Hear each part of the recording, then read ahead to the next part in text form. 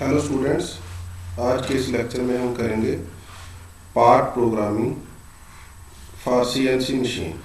CNC machine जैसे कि आपको पता है कंप्यूटराइज्ड न्यूमेरिकल कंट्रोल, ऐसे मशीन टूल जिनको कंप्यूटर में प्रोग्राम बना के ऑपरेट किया जाता है उनको सीएनसी मशीन्स बोलते हैं।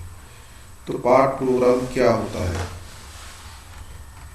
सबसे पहले इसकी definition, part program is set of instruction which controls the motion of machine tool। जो भी हमारी मशीन टूल है उसके मोशन को जो कंट्रोल करने के लिए हम इंस्ट्रक्शंस देते हैं, that set of instructions is called part program। These instructions are fed to the machine which include information regarding motion control, feed, speed and depth of cut. जो पार्ट प्रोग्राम बनाया जाता है उसको मशीन में feed कर दिया जाता है और उस पार्ट प्रोग्राम में ये सारी इंफॉर्मेशन होती है, जैसे कि मोशन कंट्रोल की, मोशन किस साइड जाना है, टूल को कहाँ मूव करना है, फीड कितनी देनी है, स्पीड क्या रहेगी स्पिंडल की, और डेप्थ ऑफ कट कितना रहेगा। ये सारी इंफॉर्मेशन पार्ट प्रोग्राम के अंदर फीड रहेगी। Instructions in CNC part program is made up of alphabetic code and numerical value। जो इंस्ट्रक्शन दी जाती हैं वो एक अल्फ़ाबेटिक कोड होता है, जैसे कि G अल्फ़ाबेट आ गया, इसके साथ एक न्यूमेरिक वैल्यू 01 यहाँ पे दे रखा है, for example G01 M30 X20। तो ये सभी इंस्ट्रक्शंस में एक अल्फ़ाबेटिक कोड मिलेगा और साथ में उसके कुछ नंबर मिलेगा, न्यूमेरिकल वैल्यू मिलेगी। Typical format of part program is discussed as follow. तो पार्ट प्रोग्राम किस तरह से होता है एग्जांपल में देखिए।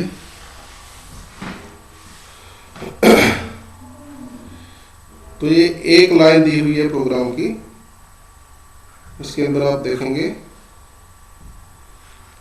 N01 G01 X100 Y200 Z10 S300 different types की इंस्ट्रक्शन है इसमें। ये एक लाइन है प्रोग्राम की, कई लाइन से मिलकर प्रोग्राम बनता है। तो इस लाइन के अंदर इस लाइन को क्या बोलेंगे, एक ब्लॉक बोलेंगे। N01 क्या है, इस ब्लॉक का नंबर है।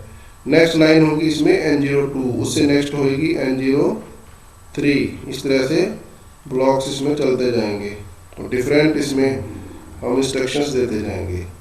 इसके बाद लिखा हुआ G01, ये जो G है, G को बोलते हैं प्रिपरेटरी कोड। X और Y, ये आपको पता है X Y Z क्या होते हैं, ये हमारी डायमेंशनिंग में काम आते हैं, X Y और Z। तो इसे लोकेशन बताएंगे हम कि पहुंचना कहाँ है टूल को, X Y और Z से। ये सारे हैं dimension along X axis, dimension along Y axis, dimension along Z axis. इसके बाद आ जाता है S for spindle speed, spindle को किस स्पीड पे रोटेट करना है, तो इसमें फीड दे रखी है वैल्यू हमारी 300। फीड रेट, फीड कितनी देनी है, टूल ने जो मूव करना है अलोंग द वर्क पीस, ये हम मान लीजिए हमारा वर्क पीस है चक के अंदर। तो इसमें जो टूल हमारा कटिंग करेगा उसको किस रेट से आगे बढ़ना है, that is known as feed. यहाँ पे दे रखिए 80। Tool number T01, T stands for tool. तो टूल हमने डिफाइन कर दिया कि एक नंबर टूल हमने यूज करना है। एक मशीन में एक से ज़्यादा टूल होते हैं CNC के अंदर, तो इसलिए हमें टूल नंबर भी इसमें स्पेसिफाई करना पड़ता है। M30, M जो होता है M कोड, इसको बोलते हैं मिसलेनियस कोड। ठीक है, तो इनके बारे में हम आगे डिस्कस करेंगे नेक्स्ट स्लाइड्स में। Words in CNC part programme. तो अभी जो हमने पार्ट प्रोग्राम का एग्जांपल किया था जिसमें ये सारा कुछ था,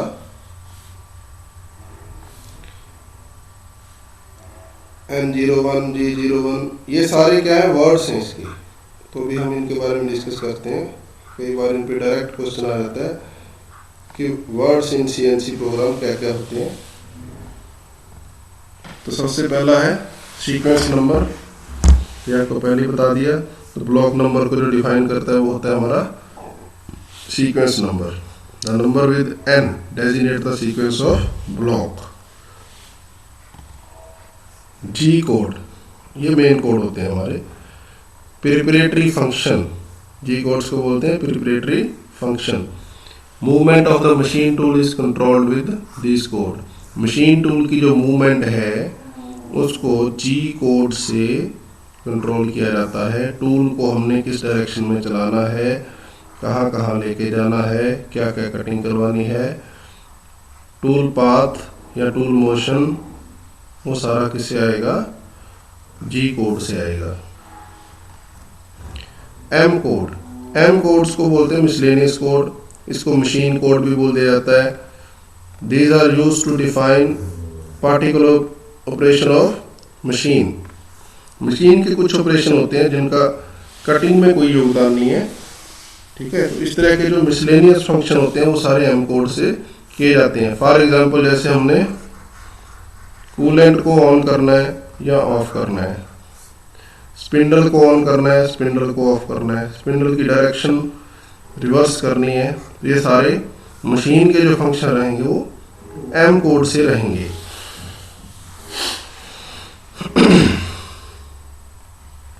नेक्स्ट हमारा वर्ड आ जाता है डायमेंशनल डाटा कोड। तो ये आपको पहले भी बता चुका हूं मैं, XYZ। XYZ 3 डायरेक्शन होती है हमारी लीनियर में, X, Y और Z। तो ये हमारी डायमेंशनल डाटा को डिफाइन करेंगी। X हो गई, Y हो गया और Z हो गया, और साथ में लिखा हुआ है IJK। IJK क्या है, X के अबाउट अगर रोटेशन होती है तो ये I डायरेक्शन है, Y के अबाउट जो रोटेशन होती है वो J रहेगी, Z के अबाउट जो रोटेशन है वो K रहेगी। तो ये सारा है हमारा dimensional data code. Speed function, speed function को S से लिखा जाता है, स्पिंडल स्पीड को, जैसे कि हमने इस प्रोग्राम में देखा था S300, ये है स्पिंडल स्पीड। S किसको स्पेसिफाई कर रहा है, स्पिंडल स्पीड। मशीन के अंदर जो भी स्पिंडल है रोटेट कर रही है उसकी स्पीड को S से डिनोट किया जाता है। नेक्स्ट लेते हैं हम फीड फंक्शन, प्रोग्राम में देखेंगे F, it is denoted by letter F। It specify the feed rate of tool. Tool को किस रेट से आगे बढ़ना है, कटिंग करनी है, ठीक है। तो इसके लिए हमारा जो फीड रेट रहेगा वो F से स्पेसिफाई करेंगे। टूल फंक्शन, टूल से रिलेटेड कोई भी इंफॉर्मेशन देनी है उसके लिए क्या है, लेटर T।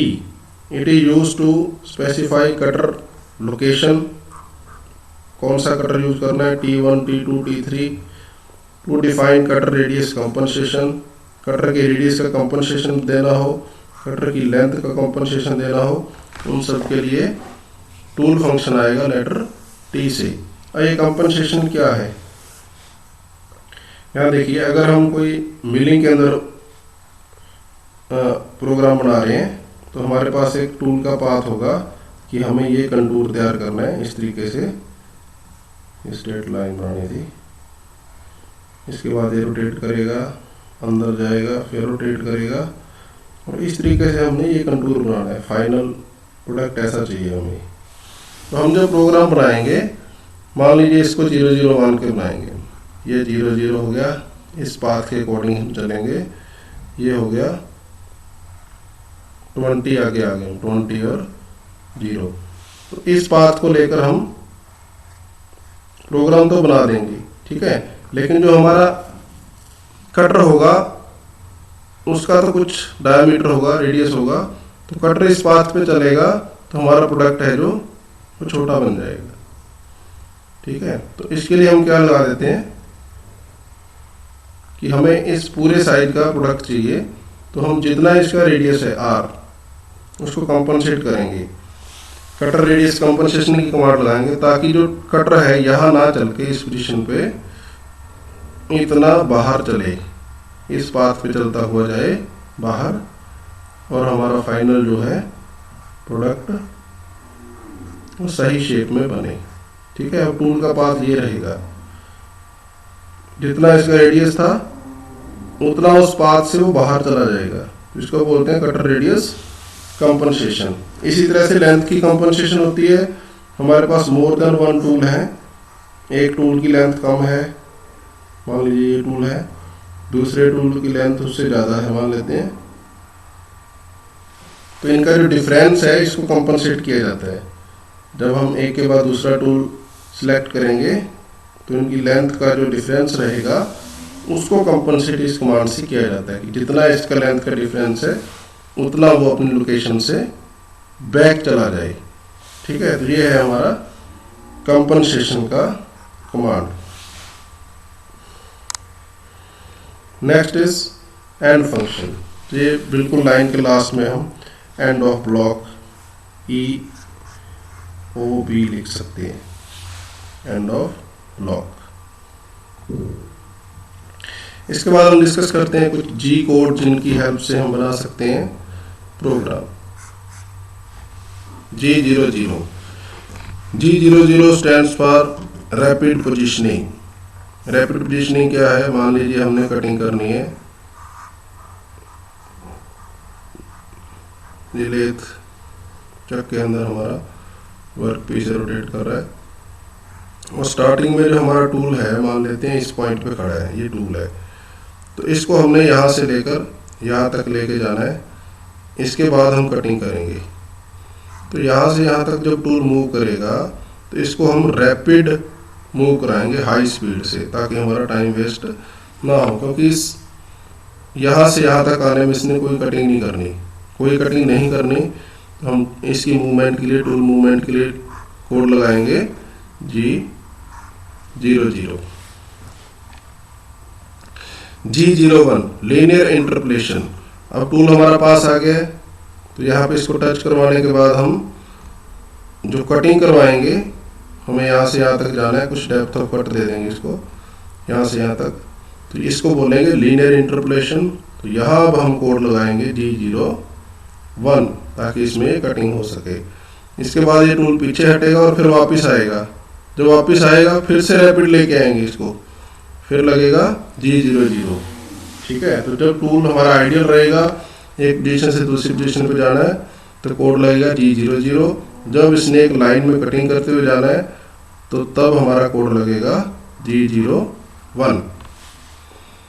इसके बाद आ जाता है अगर हमने सर्कुलर कटिंग करनी है तो G02 और G03, ये दोनों सर्कुलर इंटरपोलेशन के काम आते हैं, सर्कुलर कटिंग करने के।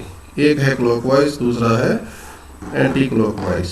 ठीक है, अगर हमने इस डायरेक्शन में ऐसे भी कटिंग करनी है, ऐसे कंटूर बनाना है, तो कोड यूज कर लेंगे G02। अगर हमने एंटी क्लॉकवाइज डायरेक्शन में चलना है तो G03। ये भी दोनों कटिंग में काम आएंगे, G02 और G03। इसके बाद अगर हमने टूल को रेस्ट देना है कुछ सेकंड के लिए, उसके लिए हम देंगे D04 dwell. Dwell means rest.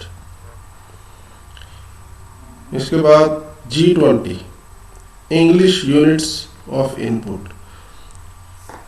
हम प्रोग्राम के अंदर डायरेक्ट लिख देते हैं S300 F20।